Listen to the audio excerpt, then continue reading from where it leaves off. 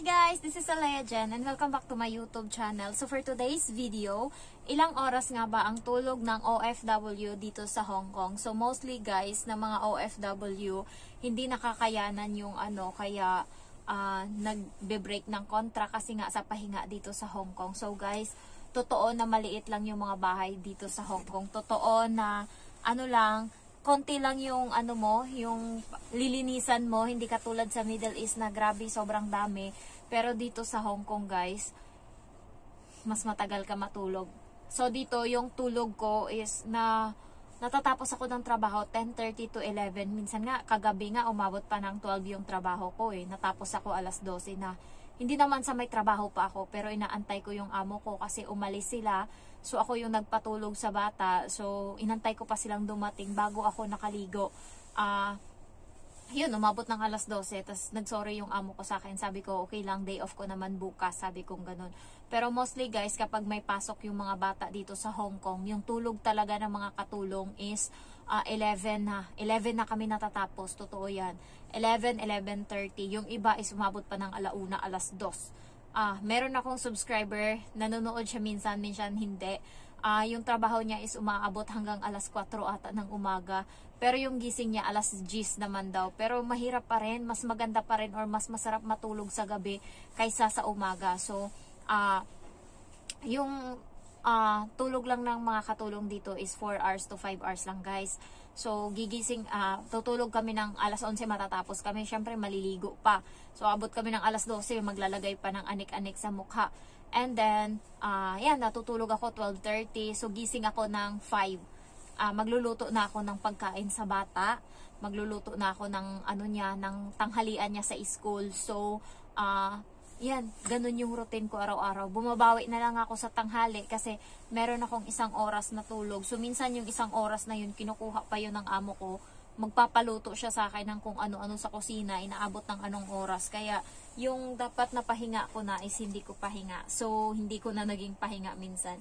Wala lang sa akin yun kasi nga hindi naman ganun kabigat yung trabaho ko. Sa tulog lang talaga medyo mahirap dito sa Hong Kong. Nagagandahan ba kayo sa damit ko? So, siya, binili ko to kasi magdi-Disneyland ako sa Chinese New Year.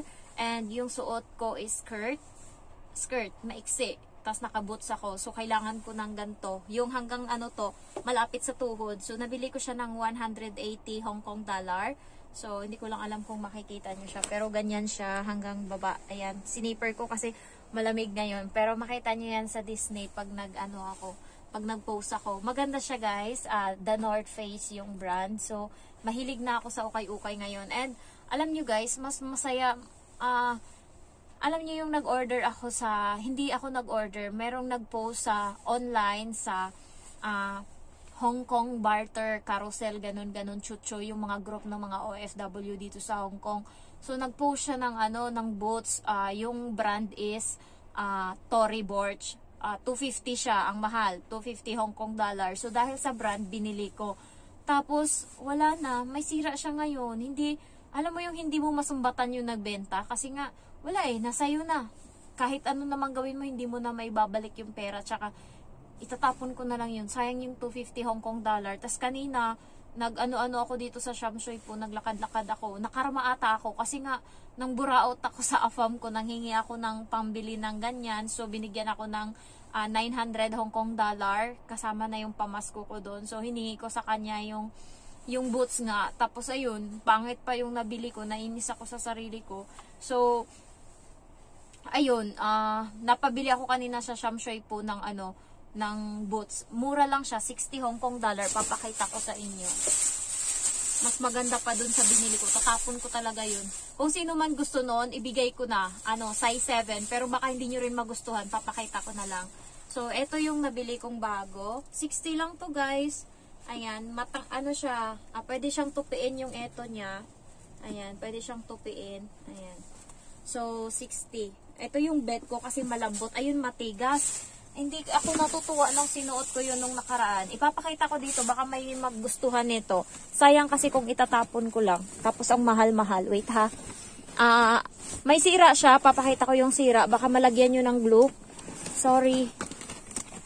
So, mahuhulog na. Ito, ang bigat-bigat pa naman. Punyeta talaga. Nainis ako sa sarili ko. nainis din ako sa kanya. Kaya niya nga binenta kasi ganito na. Hindi niya man lang maisip yung bibili na hindi matutuwa. So, ito siya guys. Ang bigat-bigat. Leather. Tory Burch yung brand. Ayan oh. Ayan. Size 7 siya. Baka gusto nyo. Kunin nyo na to. Message me. Meet up nyo dito sa Shamshoy po. Bigay ko sa inyo. Ayan o, Tory Burch siya. Ayan. Ano. Kaya nga binili ko kasi may brand eh. Tapos hindi ako natutuwa sa kanya. Punyeta. Ayan. Matigas. Ewan ko kung mapagtyagaan nyo to. Lalo pag matangkad kayo. Ako kasi 4'11 lang yung size ko. So pag nagsusuot ako, bumabangga to sa likod ng tuhod ko. Ayan. Size 7 guys. May nyo na. Bigay ko na kasi itapon mo na. Inis ako. Tapos ito may damage siya ha. Ayan o. Natakal. So pwede nyong lagyan ata to ng ano. Ng glue ba yan. Diskartehan nyo na lang kung gusto nyo pa to. Ayan. Pero the rest is maganda siya. Kaya ko nga binili kahit 250 eh. Kasi nga gusto ko. Tapos nung sinuot ko hindi siya maganda. Para mas maganda pa yung bago ko. So may nyo na yan. Kaysa sa matapon ko. Sayang, di ba? Sayang yung 250 ko. Okay lang yun.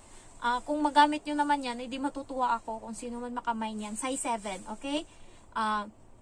Next is, yung pahinga namin dito guys, depende talaga. Pero kapag kasi nagtrabaho ka, nakasama yan siya sa pag-aanuhan mo. Kasama yan, dapat prepare ka na na pagdating mo dito, hindi magiging madali yung buhay mo. Hindi siya maging ganun ka. Kaya nga naawa sa akin yung ano ko, yung pamilya ko. Kasi nga yung tulog ko dito, 5 hours lang, 4 hours. Minsan mabigat siya sa ulo. Yung parang lutang ka habang nagtatrabaho. Tapos ano, ang dali mo lang mapagod. Parang maya-maya sa umaga okay pa, masaya pa yung mukha mo. Pero pagka maya-maya na, ano na siya, parang ano na, hindi ko na siya matanggal. Punyeta. So, pagka mga ilang ano lang, ano na, medyo lupay-pay ka na, yung parang pagod ka na. Yun yung napapansin ng amo ko sa akin kapag gabi na, parang ano, nagtatrabaho na lang ako pero parang nakatulala na lang ako. Tapos tinatanong niya ako, okay ka lang? Sabi ko, okay lang ako. So, yun, mahirap yung trabaho dito. Pero kung gusto mo talaga ng pera, kung gusto mong makapundar, gusto mong makaahon sa kahirapan yung pamilya mo, push mo. Maraming mga OFW dito na mas malala yung pinagdadaanan kaysa sa atin. Lalo yung iba na mga shared room sa mga bata. Lalo yung may kasamang bata sa higaan. Mas mahirap yung trabaho nila guys. Kasi so mahirap yung ibang sitwasyon dito. Lalo yung mga kasama nila yung bata sa kwarto. Kasi nga kapag umiiyak yung bata, padidein pa nila yan. Lalo yung mga newborn, mahirap. Lalo pag shared room mo yung bata. Yung mga nanay no, ang lupit. Kaya nilang iwanan yung anak nila sa katulong, matutulog sila ng mahimbing habang hindi nila naisip yung anak nila kamusta dun, baka namatay na yon, hindi na nakahinga kasi nalumo sa gatas. So yun yung iniisip ko pag ako yung nanay, pero sila kaya nilang magtiis na matulog ng mahimbing, tapos yung anak nila ibang tao yung nag-aasikaso. So kakabalita lang kahapon na dun nga sa Middle East, sa Kuwait, sa lugar ng kapatid ko, yung ano, Pilipina, pinasok niya yung bata na edad 1.5 years old sa loob ng washing, tapos pinaikot-ikot yung washing, namatay yung bata. So sinabi niya sa ano, amo niya na narindi daw siya sa boses ng bata. Hindi ko alam, siguro guys kapag kulang ka sa tulog, tapos ang dami mong problema sa Pinas, problema sa trabaho mo, problema, stress ka sa amo mo, stress ka pa sa bata, dagdag pa, andun na yung pumapasok sa utak mo. Pumasok din yan sa utak ko sa sobrang gigil ko sa bata nung nakaraan. Grabe talaga yung galit ko sa bata na hindi ko maintindihan. Sabi ko sa kanya, baka matapon ko yan siya dito sa may balcony. Iniisip ko na talaga yun sa sobrang gigil ko. Tapos napapray ako pagkatapos. Tinitingnan ko yung balcony, tapos nakita ko siya sumasagot. Sabi ko, sarap itapon ng bata, tapos susunod na lang ako pagkatapos para wala nang hahabulin yung amo ko kung ano mang nangyari sa aming dalawa. Mapatay ko lang yung bata sa sobrang gigil ko talaga nung time na yun. Kaya nagpipray talaga ako ng maigi. Baka kasi mademonyo yung utak ko. Ayun, so awa ng Diyos ngayon, kalma na ako. Nung bago kasi ako, hindi ko pa nakokontrol yung galit ko. Kasi nga, di ba sa Pinas, kung galit tayo kasi bansa natin yan. Tapos, andun tayo malakas loob natin magalit. Lalo pag pamilya lang natin yung, alam mo yung nandyan. So, dito iba. Tapos, biglang mangyari yun na, alam mo yung nanggigigil ako sa bata, tumae siya, tapos, Alam niya, nakakamuti niya yung puwitan niya na may tae. Gaga talaga, buisit. Alam mo ginawa niya? Kinuha niya yung gloves. Sabi niya para daw hindi malagyan ng tae yung ano niya, yung kamay niya. Tapos tumae siya ngayon, may gloves yung kamay. Gaga. Nang-inis ako pag naalala ko.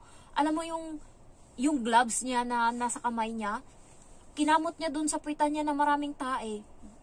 Sabi ko talaga sa sarili ko, konti na lang, baka masakal ko na siya, ihulog ko na siya dun sa balcony. 35 floor pa naman kami. Tapos pagka nakita ko siyang namatay na dun sa baba, tatalon na lang din ako para masaya. Kasi sa sobrang gigil ko talaga, alam mo yung gusto ko siyang sakalin, na gusto ko siyang sampalin, lalo pag sumasagot-sagot siya. Hindi ako sinasagot-sagot sa Pinas eh. Kahit sino, walang sumasagot-sagot sa akin doon. Tapos dito, gaganunin ako. Nakita ko yung bibig niya, lalo pagka sumisigaw siya sa amo ko, na parang siya yung nakakatanda. Sarap talaga yung palad ko. Kumakati siya, gusto ko siyang sampalin. So, may mga ganong nangyari. Kaya pagka nararamdaman nyo yung ganon, yung parang inaatake kayo ng depress, mangyayari yan sa inyo eh. Ako nga, nangyari sa akin, ang lakas-lakas ko nga eh. Pray lang kayo always, tas isipin nyo na lang yung pamilya nyo sa Pinas. Paano pag nangyari yun? Iniisip ko nga eh, tapusin ko lang yung bahay. Tapusin ko lang talaga. Kasi nga, baka mademonyo na ako sa sunod, hindi ko na alam, mandilim yung paningin ko ba. Hindi mo masasabi, mandilim talaga yung paningin mo. Kaya ano nangyari, yun, napatay niya yung bata sa Kuwait. Kaya kayo guys, always kayo mag-pray na sana malagpasan niyo yung buong araw. Ganun ako always. Araw-araw, nagpipray ako pagkagising ko na sana, Lord, malagpasan ko yung trabaho ngayong araw, na hindi ako mamroblema, hindi ako makabasag ng gamit. Kasi dati na-stress ako kapag nakakabasag ako ng gamit sunod-sunod. Awa ng Diyos, mag-8 months na akong hindi nakabasag ng gamit. Last ko na nabasag yung pitchel nila. So, tagal ko nang di nakabasag. Awa ng Diyos. So, ayun lang guys. Thank you for watching and I love you all. Bye-bye!